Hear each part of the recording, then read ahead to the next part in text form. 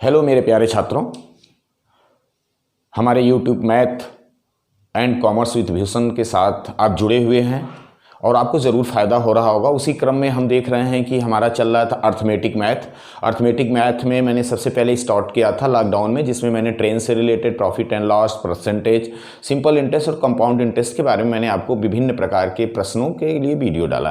फिर उसके साथ मेरा कॉमर्स चल रहा था। कॉमर्स में मैंने इंटरमीडिएट जो होता है, इंटरमीडिएट से रिलेटेड पार्टनरशिप और कंपनी के मैंने कुछ क्वेश्चंस डाले हुए। इसके बाद लोगों की डिमांड आई टीजीटी पीजीटी वाले और सांख्यिकी के स्टूडेंटों की, सर सांख्यिकी से थ्योरेटिकल पोर्शन डालिए, तो मैं थ्योरेटिकल भी उसका मैं डाला हूं। अभी आप सांख्यिकी की हमारी सीरीज चल रही है, आप उस पर देख सकते हैं।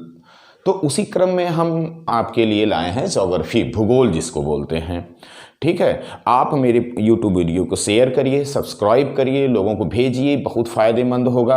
आपको पूरी अर्थमेटिक मैथ जितनी भी एसएससी, एनटीपीसी, बैंक, रेलवे पूरी क्रम में डाला जाएगा समय मिलने पर। और कॉमर्स के पूरे वीडियो, इंटर और बीकॉम से जो भी एडवांस चीज़ें, पूरी चीज़ आपको भेजी जाएगी। उसी क्रम में आज हम ज्योग्राफी पढ़ें। ज्योग्राफी में सबसे पहले मैं स्टार्ट ये करना चाहता हूँ कि जब आप कभी कोई चीज़ सोचते हैं कि कोई चीज़ कहाँ पर स्थित है, पृथ्वी गोल है, इस यूनिवर्स में पृथ्वी एक ग्रह के रूप में है, तो यह किसी चीज़ की लोकेशन कैसे पता चलती है कि कौन व्यक्ति कहाँ है, कौन संस्था कहाँ है, कौन देश कहाँ पे है, कितने किलोमीटर है, किस दिशा में है, चाहे जो भी इसी दिशा, इसी कारण से जो हमारी मिसाइल बनती हैं, किसी को मारना है, किसी को हमको टारगेट करना है, तो कहाँ पे वो पृथ्वी के किस एंगल में स्थित है। अब देखते हैं मिसाइल, कई देशों ने 5,000 10,000 किलोमीटर की मिसाइल बना ली हैं। भारत ने अभी बनाई है अग्नि 5 करके मिसाइल बनाई है।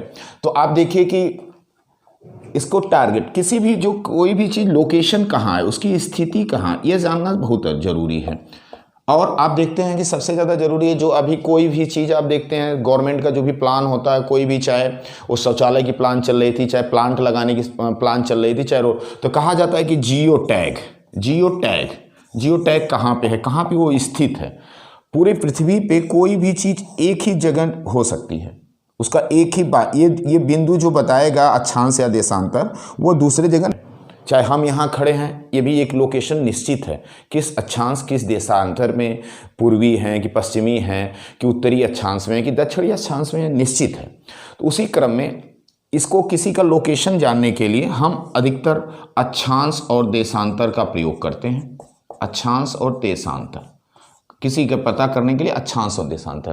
तो हमारा सबसे पहले अक्षांश के बारे में आप लोगों का अध्ययन हम लोग करेंगे, फिर हम लोग देशांतर चलेंगे। देशांतर में कैसे समय ज्ञात होता है, कैसे किसी देश का समय आप ज्ञात कर सकते हैं, ये आगे के आपके क्लासेस चलेंगे। हाँ, तो हम लोग उसी क्रम में लैटीट्यूड और लॉन्गिट्यूड से रिलेटेड है। इससे कई वीडियो, छोटे छोटे वीडियो मैं आपको सेंड करूँगा, आपको समझ में भी आएगा, आप रुचिकर है। यह किसी सब्जेक्ट से रिलेटेड नहीं है, ज्योग्राफी का है, लेकिन एक आम सामान्य ज्ञान के लिए कोई भी विषय का व्यक्ति इसको जाने कि हमारे कहाँ पे हैं। हम अभी इंग्लैंड में हैं तो कौन सा समय है, हमारे यहाँ से इंग्लैंड कितनी दूरी है, हमको अमेरिका जाना, कनाडा जाना है, किस दिशा में कितने जाना, वहाँ का समय आगे है कि पीछे, आप लोग सभी लोगों को बताया जाएगा कि पूरी पृथ्वी पे कहीं शाम होती है, कहीं दोपहर, कहीं सुबह, कहीं आधी रात, कभी भोर की रात, अलग अलग जगहों पे अलग अलग समय निश्चित होता है। हाँ, हम देखते हैं उसी क्रम में आज हम लोग अक्षांश के बारे में पढ़ेंगे। अक्षांश, लैटीट्यूड, अक्षांश, अक्ष धन अंश। अब जानते हैं पृथ्वी क्या है। पृथ्वी एक गोल है, आपको सभी शुरू से हम लोगों को पढ़ाया जाता है, और आप जनरल स्टडी में पढ़ेगी सबसे पहले पृथ्वी गोल है, अरस्तू ने बताया था। इसके बारे में अनेक वैज्ञानिकों ने इसको शोध किया, बताया। पृथ्वी गोल है, एकदम सेम गोल नहीं, आगे आपको पढ़ाया जाए, ये अंडाकार आकृति का, मान लीजिए यही गोल है और 23.5 अंश झुकी हुई है।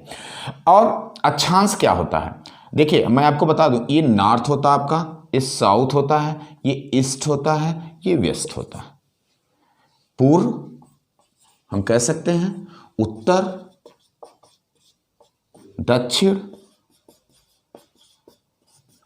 और पश्चिम, ये पृथ्वी है। इस तरह से ये हमारी दिशाओं का है।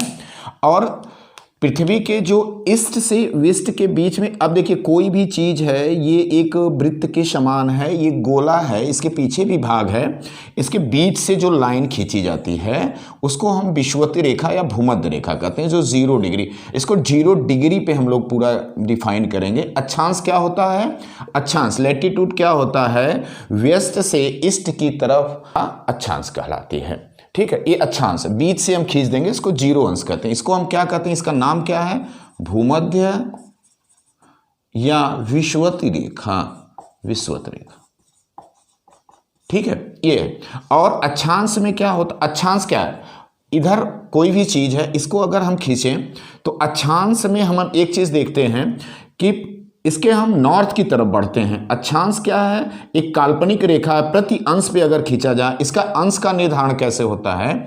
जैसे मान ली ये कोई चीज हमारे यहाँ ये ऐसे है और ये कोई इसका सेंट्रल पॉइंट है। ठीक है, अगर हम यहाँ से यहाँ का जो अंश है, यही अंश बनता है, ये डिग्री है, ये अक्षांश है, तो इसका एक अंश, इसके यहाँ से अगर हम ऊपर की कोई रेखा खींचें और यहाँ से 1 अंश, 2 अंश, 3 अंश, 4 अंश, 5 अंश, 6 अंश, इस तरह अंश होता है। यहाँ से यहाँ तक उस रेखा को हम इधर भी वही अंश का निर्धारण कर लेते हैं, 1 अंश पे 1 अंश का खींच देते हैं, 2 अंश। इसलिए हम ये जो विषुवत रेखा है, इसके नॉर्थ की तरफ हम लोग इस तरह से पैरेलल रेखा खींचते चले जाएंगे, जिसको अक्षांश रेखा कहते हैं। अक्षांश रेखा क्या होता है? वेस्ट से ईस्ट, पश्चिम से पूर्व या पूर्व से पश्चिम के खींचा जाता है प्रति अंश पे। देखिए ये प्रति अंश पे 1 अंश का, अगर हम इसको कहें तो 2 अंश का, 3 अंश का, इस तरह से प्रति अंश खींचते चले जाएंगे। ये हम अब इसको विषुवतीय रेखा को दूसरे हम कलर से कर देते हैं, मान लीजिए ये,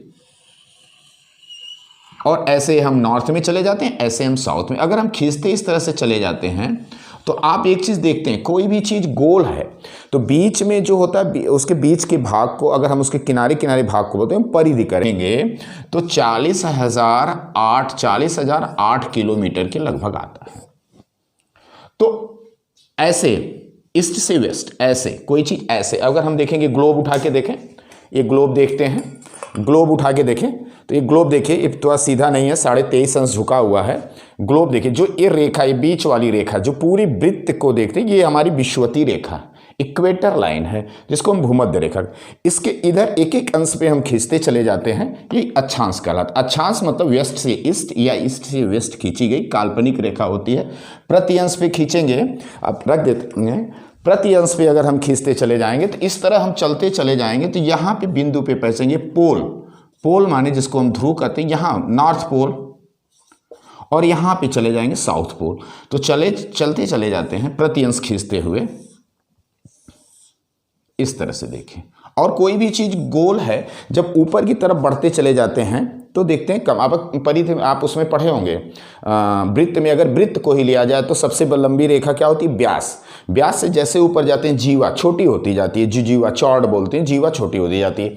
उसी तरह इसमें भी देखते हैं छोटी होती जाती है। ये होता है हमारा अक्षांश, जो काल्पनिक रेखा प्रति अंश पे खींचा जाता है। और जब हम इस तरह खींचते चलते हैं, जब हम पोल पे आते हैं तो एक बिंदु बनता है, यहाँ पे कोई लाइन नहीं मिलती है, क्योंकि अगर आप इसको खींचें तो 90 डिग्री बनता है, ये 90 डिग्री, ये कोई लाइनिंग नहीं होगी, एक बिंदु होगा इस तरह 90 डिग्री इधर। और ये जो अक्षांश रेखा है ना, सेव ले लीजिए, सेव को ये वृत्त के नुमा काटती है, ये पूरा काटती है। अगर हम इसको देखें तो ये देखिए आप, ये है, इसके एक अंश पे एक केवल लाइन नहीं, ये पूरे वृत्त को, ये पूरे वृत्त गोल गोल किसी चीज को, ये पूरा 0 अंश इसके इधर के पूरे काट के, मतलब जो अक्षांशी रेखा होती है वो वृत्तीय रेखा बनाती है।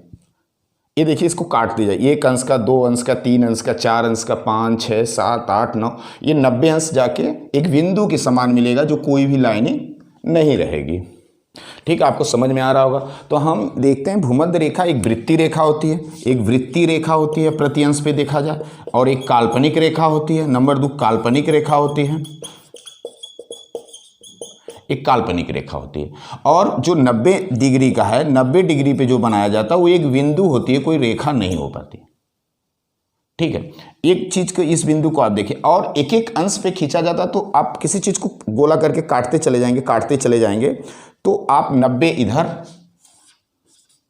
90 प्रति अंश पे 90 इधर पॉइंट्स मिलेंगे, 90 इधर मिलेंगे, 180। अगर हम यहाँ पे दूसरी चीज़ को देखें तो हम देखते हैं कि अक्षांश में जो है, अगर प्रति अंश हम किसी वृत्त को, एक प्रति अंश के एक वृत्त को अगर हम लेते जाएंगे प्रति अंश पे, तो 90 नॉर्थ में बनेगा प्लस 90 साउथ में बनेगा, प्लस एक जीरो वाला होगा, जो जीरो इक्वेटर लाइन है जो जीरो वाला होगा। तो आप जीरो एक लाइन, कुल 181 लाइन प्रति अंश पे, या वृत्ति जो अक्षांशी वृत्त की तरह अगर हम काटेंगे तो पूरे 181 बनेंगे, वृत्त नहीं। और 90 अंश का जो रहेगा, 90 अंश की जो पॉइंट रहेगी वो वृत्त नहीं बनेगी। तो इसलिए कभी भी एग्जाम में आएगा कि अक्षांशी वृत्ति कितने हो सकते हैं तो एक्चुअल में आप देखिए ये बिंदु है, ये बिंदु है। अगर हम इसको देखें तो ये भी एक बिंदु है नॉर्थ पे भी एक बिंदु है। तो दूसरे पॉइंट पे हम देखें 181, तो इस बिंदु को लेके हैं, और दो बिंदु हैं, कोई लाइन नहीं बना रहे हैं, तो हम कह सकते हैं 179। इसलिए जब भी एग्जाम में आपको पूछे जाएगा तो ऑप्शन में 181 रहेगा या 179 रहेगा या 179 रहेगा, दोनों नहीं रहेगा। अगर बिंदु को 90 अंश के बिंदु को लेते हैं तो 181, बिंदु को हटा देते हैं, एकदम रेखा पे आते हैं तो 179 बनेगा। 2 पॉइंट। और एक वृत्ति ये बनता है। और दूसरी चीज़ आप देखते हैं कि सबसे बड़ी, अगर नंबर 3 पॉइंट पे पूछा जाए सबसे बड़ी अक्षांशी रेखा क्या है, देखिए सबसे बड़ी ये 0 अंश है, इसके बाद छोटी होती जा रही है। अगर हम थोड़ा सा ध्यान दें तो सबसे बड़ी रेखा की अगर बात की जाए, सबसे बड़ा अक्षांशी रेखा, सबसे लंबी अक्षांशी रेखा की बात की जाए, अक्षांश रेखा, तो हमारा क्या होगा, इक्वेटर लाइन, विश्व 0 अंश पे बनेगा। और जैसे जैसे हम साउथ में और नॉर्थ में चलते जाते हैं, हमारा अक्षांशी जो वृत्त है या अक्षांशी रेखा है घटती चली जाती, छोटी होती जाती है। तो यहाँ तक अगर हम चलते हैं, अगर मान लें यहाँ 60 अंश है और यहाँ पे 80 अंश है, तो हम कह सकते हैं कि अगर जो 0 अंश की लंबाई है, जो 0 अंश इक्वेटर की लंबाई है, वह लंबाई 0 अंश जो भूमध्य पे लंबाई, वह जो 60 अंश पे लंबाई उसका दूना होता है। इसमें 2 का गुणा करेंगे, 60 अंश पे ये होती है, इसका दूना होता है।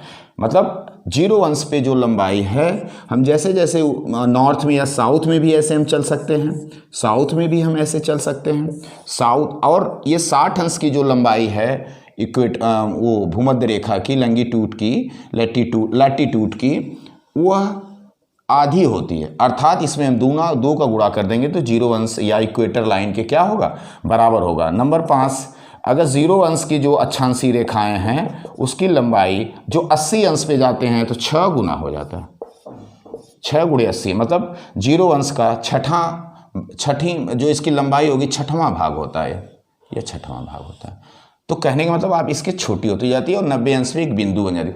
अब अंश का निर्धारण मैंने क्या कहा है, यहाँ इसके मीड बिंदु से ऐसे आप खींचेंगे, जो डिग्री बनेगी वही अंश है।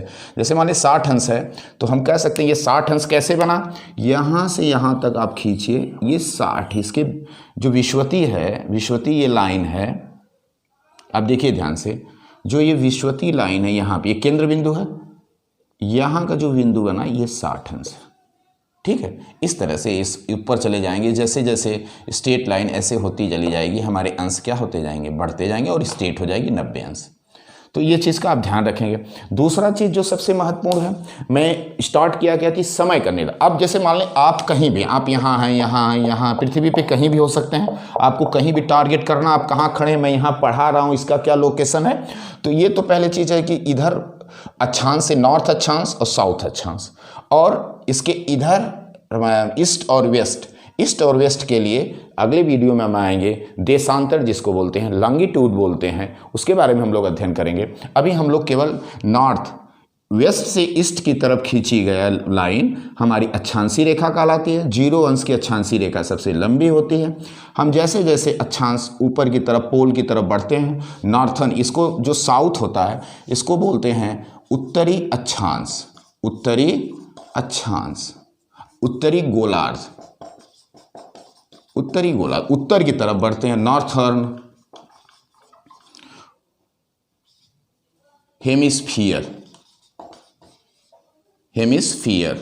Northern hemisphere. अगर इधर आते हैं तो ये होगा साउथर्न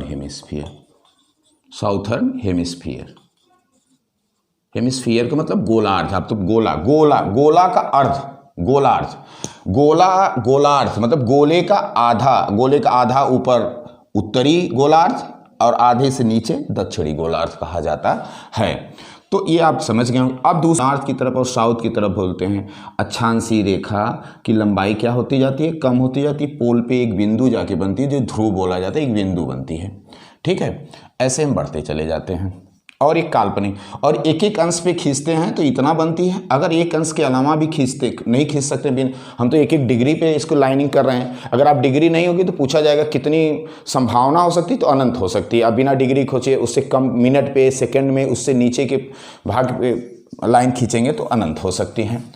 अगर एक एक अंश पे खींचेंगे तो 181 पूरे बनेंगे और रेखा बन जाएगी 179 अक्षांशीय रेखा। ठीक है, इसको हम देख रहे हैं।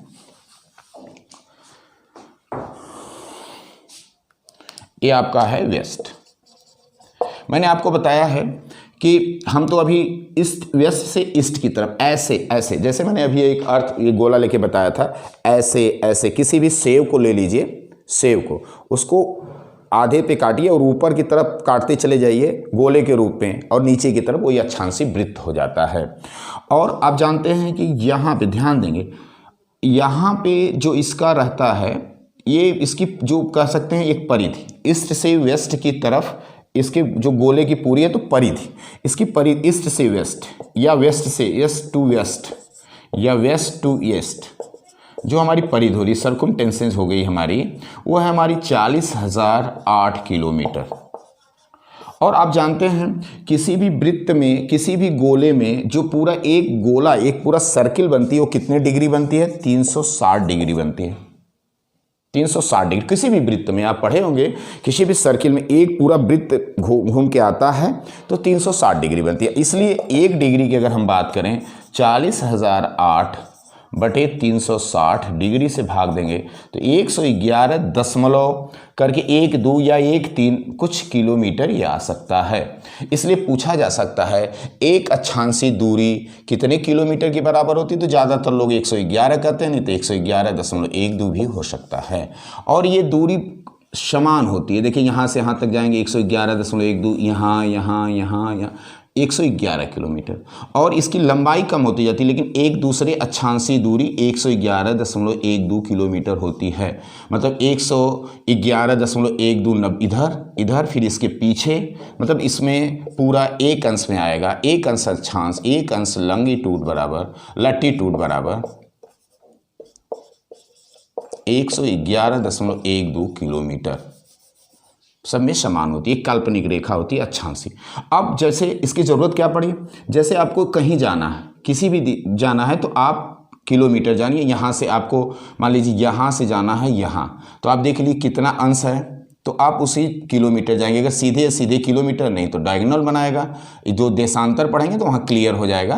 तो इस तरह से आपको पता चल जाता है कि कहाँ से कहाँ तक की क्या दूरी है, पृथ्वी पे हमको कहाँ जाना। जब आप देशांतर लॉन्गिट्यूड पढ़ेंगे तो एकदम क्लियर हो जाएगा। आपको अभी पूछेंगे कि आपको स्वीडन जाना है, आप इंडिया में खड़े हैं, इलाहाबाद में खड़े हैं, दिल्ली खड़े हैं, मुंबई खड़े हैं, तो आप वहाँ के अक्षांशीय और देशांतरीय लोकेशन लेके आप पता कर सकते हैं कि यहाँ से वहाँ तक कितनी दूरी है। और अक्षांशीय रेखा क्या होती है? दक्षिणी या उत्तरी गोलार्ध में उसके बिंदु से, उस पृथ्वी के केंद्र से और उसके बाहरी बिंदु से जो कोण बनते हैं पृथ्वी पे, इधर जो कोण बनते हैं वो अक्षांशीय कोण हो जाते हैं। मैक्सिमम 90° का बन सकता है। नॉर्थन में 90, साउथ में भी 90° का बनता है। अक्षांश की लैटिट्यूड की ज़रूरत क्यों पड़ती है?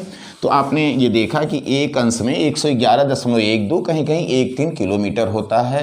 अंश से नीचे जाएंगे तो मिनट हो जाता है, मिनट से सेकंड हो जाता है। तो छोटे पॉइंट, जैसे आपको अब एक अंश में 111 किलोमीटर है, लेकिन किसी लोकेशन पे लेना है, किसी घर को लेना है, तो 111 तो उसको मिनट और सेकंड में हम लोग लेके आते हैं छोटे छोटे। जैसे माने अगर हो गया कि एक अंश में 111.12 या 1,3 किलोमीटर है अक्षांश में, लैटिट्यूड में, तो अगर 1 मिनट की बात किया जाए तो 100.12/60 कर देंगे हम, तो 1 दशमलव कुछ आ जाएगा किलोमीटर, 8 करके किलोमीटर। 1 सेकंड की होता तो इस तरह से, तो हम बात करेंगे 111.12/60 कर देंगे। इस तरह जब जितनी छोटी छोटी पॉइंट में जाते हैं तो हम उसके नीचे चले जाते हैं और आराम से ज्ञात कर सकते हैं। कोई कहीं पे अभी देखें आगे कहीं पे पेड़ लगाना है, सर्वे करना है कि पेड़ सही जगह लगा कि नहीं, जो ट्री प्लांट को होता है लगाने के लिए उसको जियो टैग कहते हैं, तो वो किया जाता है। ठीक है, और आपने पढ़ा क्या कि आज ये पृथ्वी है, इसके लैटीट्यूड का इस जो 0 डिग्री होती है, और ये जो लैटीट्यूड होता है या अक्षांश होता है, इसका मुख्य उद्देश्य क्या होता है। एक तो हमको इसकी लोकेशन वेस्ट की ये तरफ खींची गई लाइन, और दूसरा ये होता है कि पृथ्वी जो है, ये जो देखिए एक बिंदु यहाँ पे है 23.5 डिग्री अंश झुकी हुई है। ठीक है, ये जो उत्तर की तरफ होता है इसको हम कर्क रेखा, और जो दक्षिण की तरफ झुकी है उसको हम मकर रेखा कहते हैं। कैंसर वाली लाइन बोलते हैं इसको, कॉर्न बोलते हैं, कॉर्न लाइन बोलते हैं। तो मकर रेखा ये झुकी हुई है। तो ये अक्षांश के पीछे पढ़ने का मेन ये कारण है कि जो पृथ्वी पे जहाँ पे जैसे जो देश है वो किस अक्षांश पे है, उसी अनुसार उसकी जलवायु, वहाँ पेड़ पौधे, वहाँ रहने वालों का चेहरा, वहाँ रहने वालों की स्थिति का पता चलता है। वहाँ जलवायु, वहाँ बरसात हो रही है कि नहीं, रेगिस्तान है कि कितने टेम्परेचर है, वो कहाँ पे स्थित है, उस किस अक्षांश पे स्थिति है, उससे वो निर्धारण होता है। पृथ्वी जो है 23.5 अंश झुकी हुई है।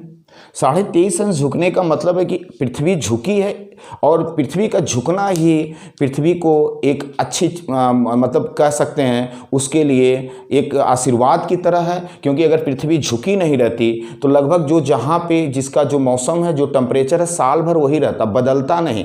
पृथ्वी के 23.5 अंश झुकने से हमारे यहाँ मौसम बदलता है, कभी गर्मी, कभी ठंडी, कभी बरसात का आता, कभी हमारे यहाँ। तो ये झुकाव के कारण, अगर झुकाव नहीं रहता तो हम जैसे मान लें इंडिया में हैं तो गर्मी है तो गर्मी ही पड़ती, ठंडी है तो ठंडी, साल भर समान मौसम रहता है। इस चीज़ को आपको ध्यान देना, आगे आपको पढ़ाया जाएगा। ठीक है, और जब एक यहाँ रेखा खींची जाती है 66.5 अंश, इसको आर्कटिक रेखा कहते हैं, और एक इधर 66.5 अंश पे खींची जाती है जिसको अंटार्कटिक रेखा कहते हैं। ये साउथ में होती है, ये नॉर्थ में होती है, अंटार्कटिक रेखा कहते हैं।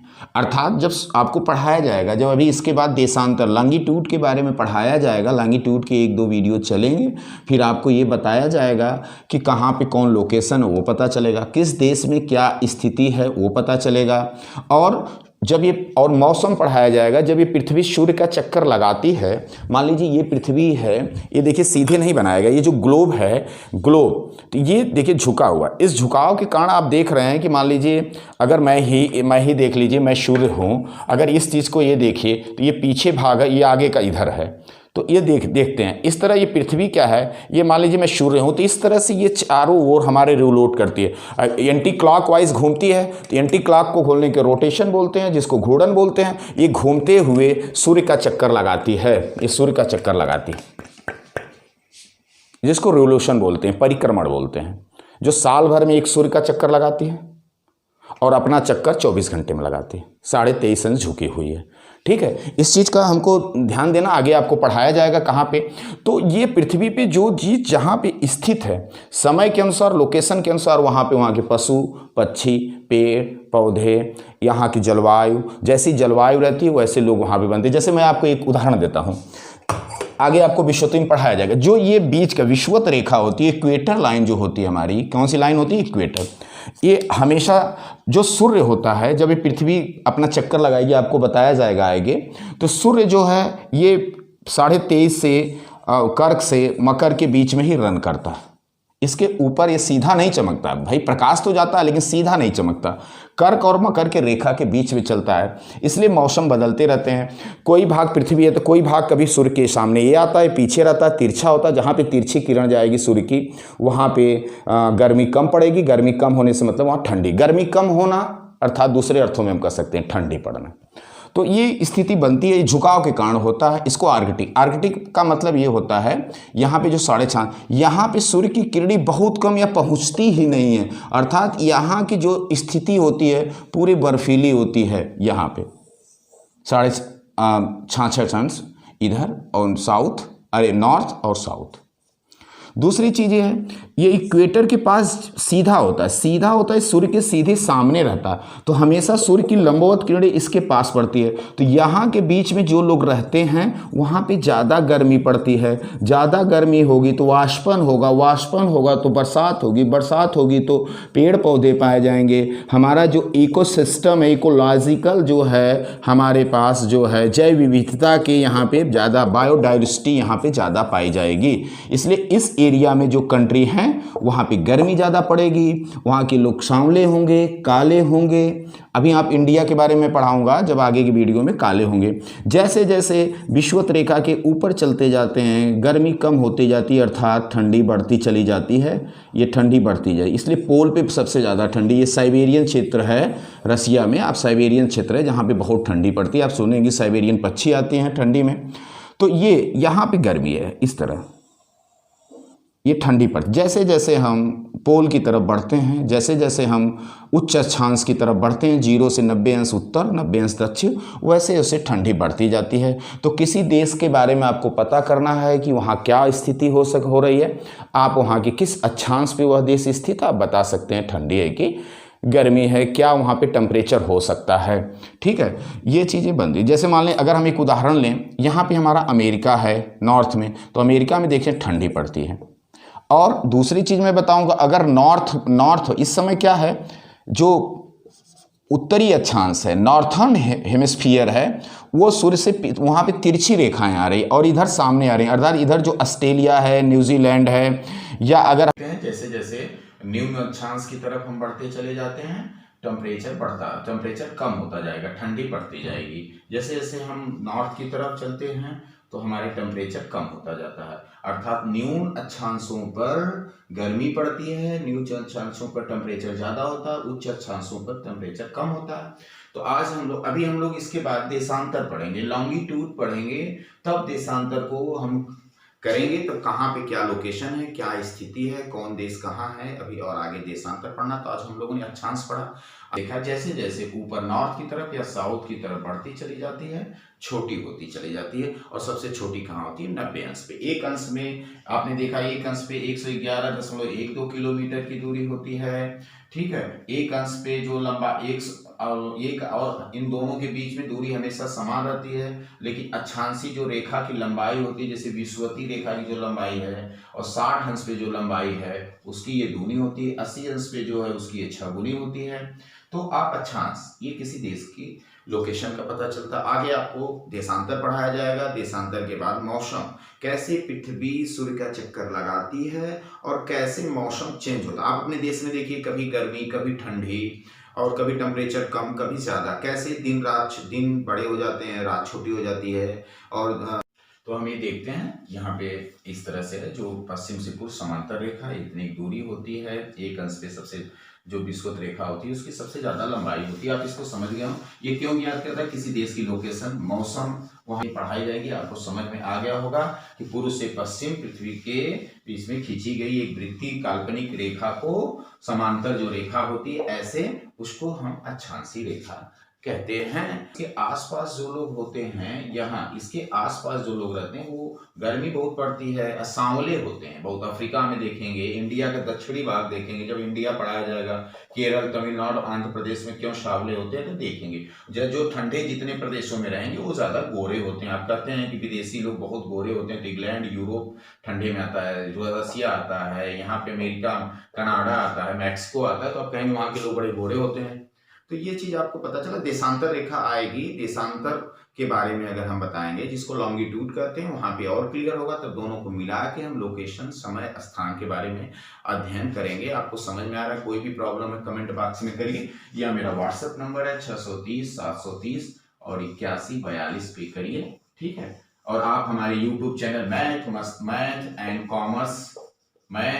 Commerce with Bhushan, commerce with Bhushan, with Bhushan को ज़्यादा से ज़्यादा लोगों को शेयर करिए। सबसे ज़्यादा जो देखते हैं अरिथमेटिक मैथ मैं आपको पढ़ा रहा हूँ, तो आप इस पे मैंने 5 या 6 चैप्टर मैंने पढ़ाया। फिर इसमें कॉमर्स के भी वीडियो मैंने ज़्यादा कंपटीशन के, और आप मेरा जनरल स्टडी में जियोग्राफी के चल रहा है, भूगोल पृथ्वी गोल है, इसके बारे में हमने आपने अक्षांश के बारे में पढ़ा है। अभी अक्षांश के कुछ पॉइंट बाकी हैं, नेक्स्ट वीडियो में आपको बताया जाएगा। देशांतर पढ़ाया जाएगा, फिर जब देशांतर अक्षांश फिर मौसम बताया जाएगा, धीरे हम इसके आगे पढ़ेंगे। ठीक है, ओके।